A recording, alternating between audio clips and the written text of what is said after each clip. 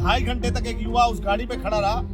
प्रशासन की गलती के द्वारा जो है उसकी गाड़ी जो है खत्ते में चली गई और उस दलदल वाले खत्ते में 2.5 घंटे तक वो खड़ा रहा। और 2.5 घंटे खड़े रहने के बाद वो सिर्फ इस चीज की गुहार लगाता रहा कि मुझे बचा लो पापा, मैं मरना नहीं चाहता। तो ये कहीं ना तो कहीं लापरवाही है। एनडीआरएफ की टीम जो वहां खड़ी थी उनसे जब बोला कि आप बचा लो तो उनके द्वारा ये स्टेटमेंट दिया जाता है कि उसमें सरिये हैं, उसमें ठंडा पानी है। किस तरह से हमने देखा कि चश्मदीद को जो है प्रेशराइज किया गया कि आप ये स्टेटमेंट को चेंज करिए। नमस्कार, आप देख रहे हैं न्यूज़ बीम। मैं आपके साथ शिवम चौबे।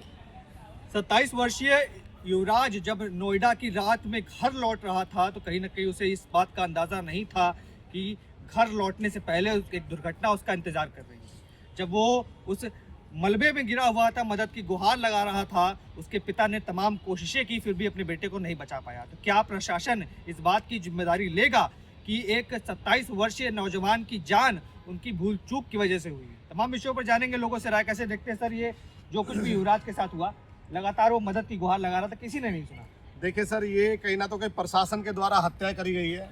और ये उन करोड़ों 27 साल के उम्र के इंजीनियर जो कहते हैं कि हम बड़े होके जो है गाड़ी लेंगे, बंगला लेंगे, उनका कहीं ना तो कहीं ख्वाब को तोड़ने की जो आज एक कृत्य मैं कहता हूँ प्रशासन द्वारा जो किया गया है।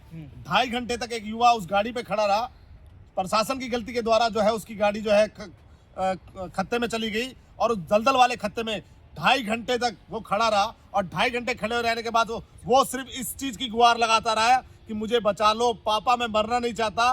तो ये कहीं ना तो कहीं लापरवाही है। एनडीआरएफ की टीम जो वहां खड़ी थी उनसे जब बोला कि आप बचा लो तो उनके द्वारा ये स्टेटमेंट दिया जाता है कि उसमें सरिये हैं, उसमें ठंडा पानी है। किस तरह से हमने देखा कि चश्मदीद को जो है प्रेशराइज किया गया कि आप ये स्टेटमेंट को चेंज करिए, ये स्टेटमेंट चेंज करिए। आप प्रेशराइज उसको जो है कितना प्रेशराइज किया गया। पर क्या लगता है वहाँ की जो प्रशासन है, वहाँ की एसडीएम है गौतम बुद्ध नगर की, वो ज्ञानेश कुमार की बिटिया है, क्या कोई कार्रवाई होगी उनके खिलाफ जो लोग वहाँ पे जिम्मेदार थे, या इस तरह छोड़ दिया जाएगा? अगर नहीं होगा तो देश के युवाओं से और उत्तर प्रदेश के युवाओं से ये कहता हूँ कि चाहे सरकार कोई भी हो, चाहे सरकार भारतीय जनता पार्टी की हो, चाहे कांग्रेस की हो, चाहे सपा की हो, उससे मतलब नहीं होना चाहिए।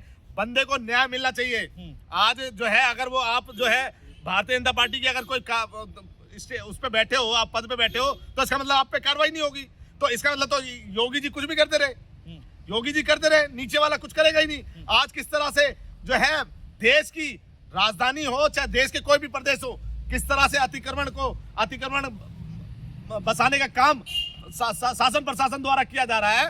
प्रशासन के लोगों को शर्म आनी चाहिए कि अभी भी तुम्हारा जमीर कहाँ मर गया जब तुम संविधान की शपथ लेके कहते हो कि हम जो है देश की संविधान की शपथ लेते हैं और हम जो है निष्ठावान तरीके से काम करेंगे। अंत में यही पूछूंगा, जो पिता लगातार मदद की गुहार लगा रहा था, जिसके सामने उसके बेटे की मौत हो गई, डेड बॉडी भी अगले दिन सुबह 6-7 बजे के आसपास निकाली गई, क्या लगता है कि अब आशा की कोई किरण है कि उसके बेटे के साथ नाइंसाफी होने पर उनका जो भी जिम्मेदार आला अधिकारी थे उनको सस्पेंड किया जाना चाहिए, निलंबित किया जाना चाहिए? क्या कहते हैं? जो भी इस कृत्य में, जो भी इस हत्या में, जो भी इस हत्या, इसलिए कहूंगा कि ये हत्या इसलिए है कि उनके सामने वो चिल्लाता रहा। अरे पास में हेलीपैड था 20 किलोमीटर दूर, जाके हेलीपैड से लेके बचा लेते। अरे कम से कम आप मनसा तो दिखाते, कुछ तो करते। अगर इस कृत्य में, इस हत्या में जो भी अधिकारी इन्वॉल्व है, सबको तत्प्रभाव से निलंबित करना चाहिए। और मुझे भरोसा है मेरे योगी आदित्यनाथ पे, वो किसी के साथ अन्याय नहीं होने देंगे। वो निश्चित तौर पर जो अधिकारी होगा उनका हिसाब कर चुके होंगे।